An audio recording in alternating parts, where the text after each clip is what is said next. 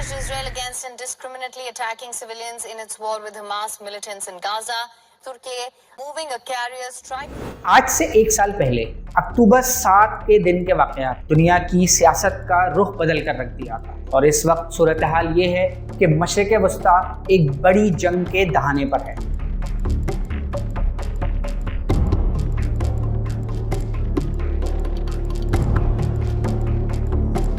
اس ایک سال میں عورتوں اور بچوں سمیت ہزاروں افراد جاں بحق ہو چکے ہیں، اور کچھ لوگ اس کا ذمہ دار اسرائیل کے ساتھ ساتھ حماس کو بھی قرار دیتے ہیں۔ سوال یہ ہے کہ یہ بات کس حد تک درست ہے؟ یہ تو مغربی پروپیگنڈا اور نیریٹو ہے کہ ہر چیز اکتوبر 7 تاریخ سے شروع ہوتی ہے۔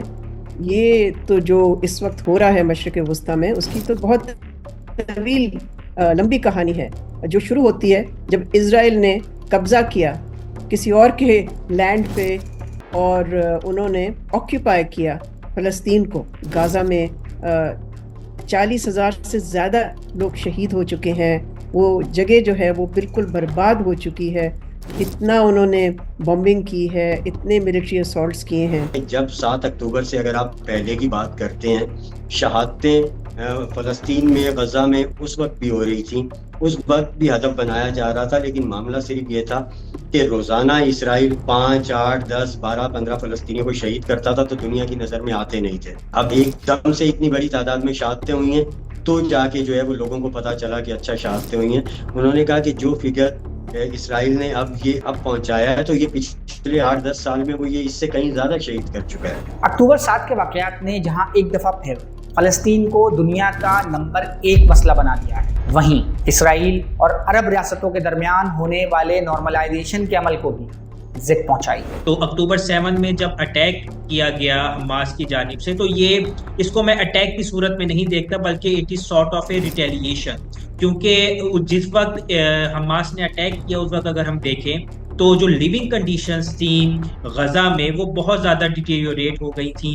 اس کے ساتھ ساتھ جو عرب اسرائیل نارملائزیشن پروسیس ہے وہ اپنی پیک پہ پہنچ چکا تھا، جس کی وجہ سے حماس کو یا پیلسٹائن گروپس کو یہ لگ رہا تھا، یہ خطرہ لگ رہا تھا کہ شاید جو پیلسٹینین کاز ہے وہ کہیں بیک برنر میں نہ چلا جائے۔ تو اس پیلسٹینین کاز کو ریوائیو کرنے کے لیے اور ساتھ ساتھ اپنا جو اسٹیٹس ہے اسے منوانے کے لیے یہ اکتوبر 7 کا اٹیک کیا گیا، جس کے بعد سے ہم دیکھتے ہیں کہ یہ جنگ جو ہے وہ نہ صرف غزہ کی حد تک رہی بلکہ اب لبنان میں بھی داخل ہو چکی ہے۔ کہ یہ جو عالمی طاقتیں ہیں اور جو مسلم ممالک ہیں، مسلم ریاستیں ہیں، وہ غزہ کو مکمل طور پہ جو ہے وہ نظر انداز کر چکی تھی، اس کے حوالے سے کوئی بات نہیں ہوتی تھی، اور یہ غزہ اور فلسطین جو ہے یہ کہیں بہت نیچے جا چکا تھا۔ یہ معاملہ پریارٹیز میں مسلم ریاستوں کے یہ کہیں پہ نظر نہیں آتا تھا۔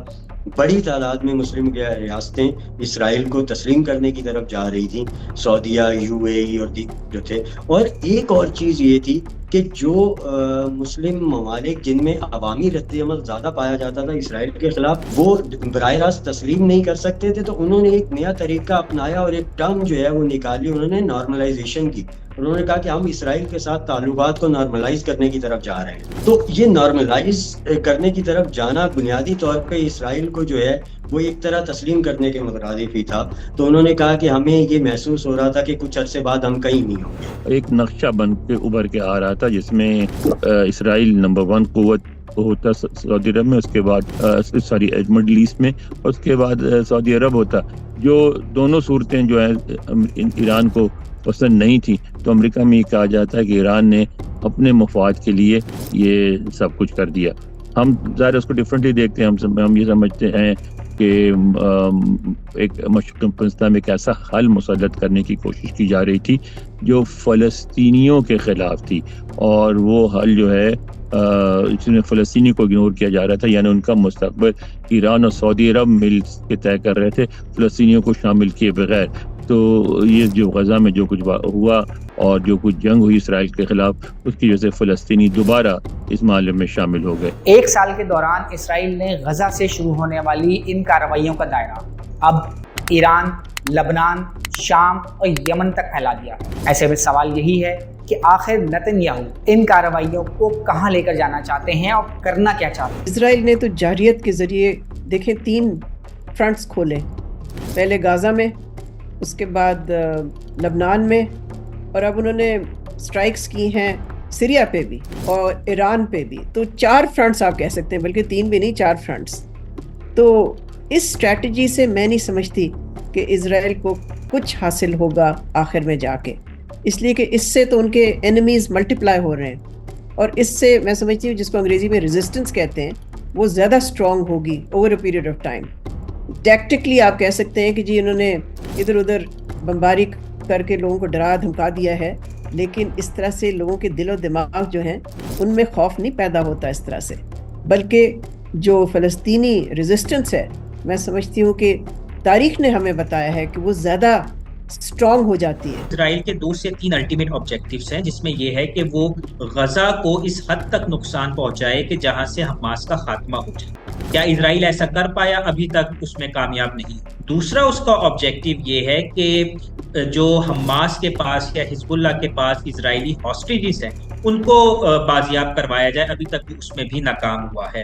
اور تیسری چیز یہ ہے کہ وہ چاہ رہا ہے کہ لیبنان اور غزہ کے اندر ایسی حکومت آئے کہ جو اسرائیل کی سیکیورٹی کی گارنٹی کرے، خاص طور پہ لیبنان میں، اور اس پہ حماس اور حزب اللہ کا مکمل طور پر خاتمہ ہو جائے. وہ اس میں بھی ابھی تک ناکام رہا ہے، کیونکہ اگر ہم حماس کی بات کریں، اگرچہ انہوں نے بہت زیادہ مقدار میں نقصان اٹھایا ہے، لیکن جو سویلین کیجویلٹیز ہیں وہ حماس کی کیجویلٹیز سے بہت زیادہ ہے. اسی وجہ سے جو گلوبل ریئیکشن ہے وہ ہیومینیٹیرین اینگل کی طرف جا رہا ہے، نہ کہ نان اسٹیٹ پراکسی کانفلکٹ کی طرف جا رہا ہے. جو اقوام متحدہ میں اس نے نقشہ دکھایا ہے اس میں 2 نقشے دکھائے گئے ہیں.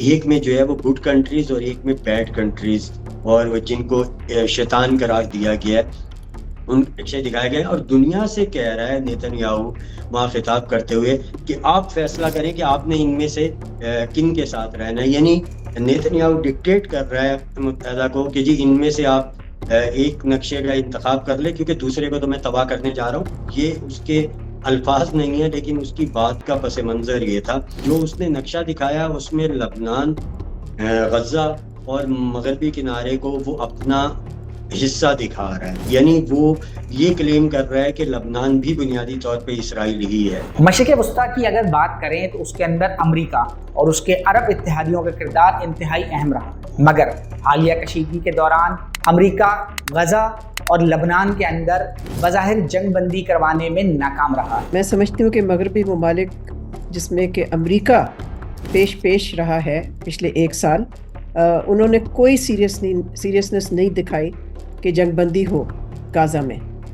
یہ کیسے ہو سکتا ہے کہ 1 سال گزر جاتا ہے اور اسرائیل کو کھلی چھٹی ملتی ہے کہ وہ اتنے کلینسنگ کریں، جینوسائڈ کریں اور اتنی قتل و غارت کریں وہاں، اور سیز فائر نہ ہو. تو ظاہر ہے ہم نے دیکھا کہ پچھلے 1 سال میں جو رکاوٹ رہی ہے جنگ بندی کی وہ ہے امریکہ کا رول.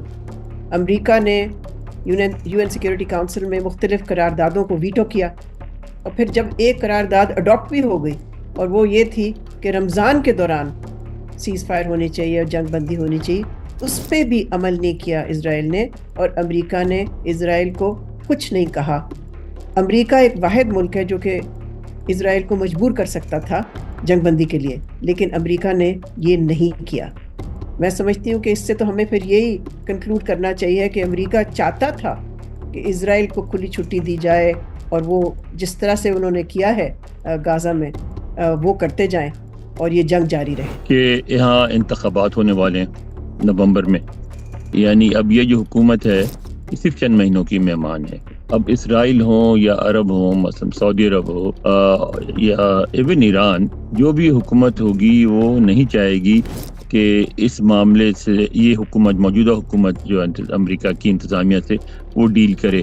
ان کو پتہ ہے کہ اگر خاص طور پہ اگر ٹرمپ جیت گیا تو امریکی پالیسی آج سے بالکل مختلف ہوگی. تو وہ یہ چاہیں گے کہ یہ وقت گزر جائے اور اس کے بعد آنے والی حکومت سے ڈیل کر جائے. لیکن اسی چیز کا فائدہ اسرائیل نے اٹھایا. ان کو پتا تھا کہ یہ ایک ایسی حکومت ہے جو اس وقت کوئی بہت بڑے فیصلے نہیں کرے گی. ایک دوسرے وہ کچھ بھی کرتے ہوئے وہ بھی اور اپوزیشن بھی دونوں ڈرے گی، کیونکہ انتخابات ہونے والے ہیں. اپوزیشن بھی کوئی ایسا اسٹینڈ نہیں لے گی جس سے ووٹنگ میں اس کو نقصان پہنچے. تو یہ ایک ایسا موقع ہے اس میں امریکی انتظامیہ جان بوجھ کے ایک لو پروفائل رکھے گی. پہلی بات تو یہ ہے. لیکن دوسری بات یہ کہ ہم سپوز کریں کہ یہ اگر وقت یہ جو سارے واقعات ہیں یہ اگر ریگولر وقت میں بھی پیش آتے, عام حالات میں بھی پیش آتے, تو عام حالات میں بھی کیا امریکی انتظامیہ کا رویہ اس سے بہتر ہوتا, مختلف ہوتا؟ بہت میں سمجھتا ہوں نہیں, بہت زیادہ مختلف نہیں ہوتا. اس لیے کہ ایک ایسا ایشو ہے جس میں امریکہ کے مفاد میں ہے کہ وہ اس کی پالیسی جو ہے ایک حد تک واضح رہے اور بعض معاملات میں غیر واضح رہے. واضح یہ رہے کہ بہرحال امریکہ کسی قیمت میں بھی اسرائیل کو کوئی نقصان نہیں پہنچنے دے گا. امریکہ کبھی نہیں چاہے گا کہ اسرائیل کی ریاست کمزور ہو. امریکہ کبھی نہیں چاہے گا کہ اسرائیل کی فوجی طاقت میں کمی آئے. امریکہ کبھی نہیں چاہے گا کہ اسرائیل کی جو اثر و نفوذ ہے, انفلوئنس ہے اس ایریا میں, اس میں کمی آئے. یہ تو پالیسی رہے گی. باقی یہ ہے کہ عربوں سے زیادہ انگیج ہوتے, شاید ڈپلومیسی زیادہ ہوتی, شاید ایران سے زیادہ انگیج ہوتے, تو وہ جو ہے نا وہ اس وقت نہیں ہو رہا ہے. باقی تو میرا خیال ہے کہ یہی حالات ہوتے ہیں. اسرائیل کے اندر کے جو پولیٹیکل یا سوشل حالات ہیں وہ اس میں بہت زیادہ پولرائزیشن آئی ہوئی ہے کہ اگر نیتن یاہو یہ جنگ ختم کر دیتا ہے یا اس میں سیز فائر کی طرف آ جاتا ہے تو it would mean a political end of his career. اور اگر ہم اسرائیل کی جو پارلیمنٹ ہے اس کی اگر ہم سیٹ ریشو دیکھیں تو اگر ذرا سے کچھ ممبرز گورنمنٹل کولیشن سے ہٹ کر اپوزیشن کولیشن کی طرف چلے گئے تو نیتن یاہو کی جو گورنمنٹ ہے وہ کلیپس ہو سکتی ہے. تو جب یہ ایک انٹرنیشنل ریلیشنز میں یہ ایک فارمولا ہے کہ نیشنل کوہیژن کو بڑھانے کے لیے ایکسٹرنل اینیمی کریٹ کر دیا جائے تاکہ نیشنل کوہیژن برقرار رہے, تو میرا اپنا ذاتی خیال یہ ہے کہ جب تک نیتن یاہو انٹرنلی اس پوزیشن میں نہیں آتا کہ وہ پولیٹیکلی اپنے آپ کو کنسولیڈیٹ کر سکے تب تک سیز فائر کے امکانات بہت مشکل. اس ایک سال کے دوران اسرائیل اپنی تمام تر کوششوں کے باوجود نہ تو اپنے 90 سے زائد مغوی بازیاب کر پایا ہے اور نہ ہی وہ حماس اور حزب اللہ کو کمزور کر پایا ہے. ماہرین یہ سمجھتے ہیں کہ اس مسئلے کا حل صرف اور صرف مذاکرات کی میز پر بیٹھ کر ہی نکالا جا سکتا ہے. مگر کیا نیتن یاہو اس کے لیے تیار ہوں گے؟ دیکھیں, ہر جنگ کا جو حل ہوتا ہے وہ سیاسی ہوتا ہے, یعنی کہ ایک سیاسی حکمت عملی اور ایک سیاسی ڈیل یا سیاسی ایگریمنٹ سے ہی جنگیں جو ہوتی ہیں وہ ختم ہوتی ہیں. لیکن اس دفعہ ہم دیکھ رہے ہیں کہ اسرائیل کے جو وزیر اعظم ہیں نیتن یاہو, ان کو کوئی دلچسپی نہیں ہے امن میں, نہ ہی ان کو دلچسپی ہے کہ یہ جنگ کا خاتمہ ہو کسی قسم کے مذاکرات کے ذریعے. تو اب سب سے بڑا سوال پھر یہی پیدا ہوتا ہے کہ امریکہ جو کہ اس وقت اپنے انتخابات کے قریب ہے, ان کے صدارتی انتخابات قریب آتے جا رہے ہیں, اور ان کی جو انتظامیہ ہے وہ لیم ڈک ہے, وہ کمزور پڑ گئی ہے, ظاہر ہے عارضی ہے وہ. تو دیکھنا یہ کہ کیا امریکہ کی طرف سے کوئی اس طرح کا رول ہوگا مستقبل میں جس سے کہ کوئی پرامن طریقے سے یہ معاملہ جو ہے یہ نپٹایا جائے. مزید نیوز اپ ڈیٹس اور ڈیجیٹل سٹوریز کے لیے سبسکرائب کریں ڈان نیوز پاکستان.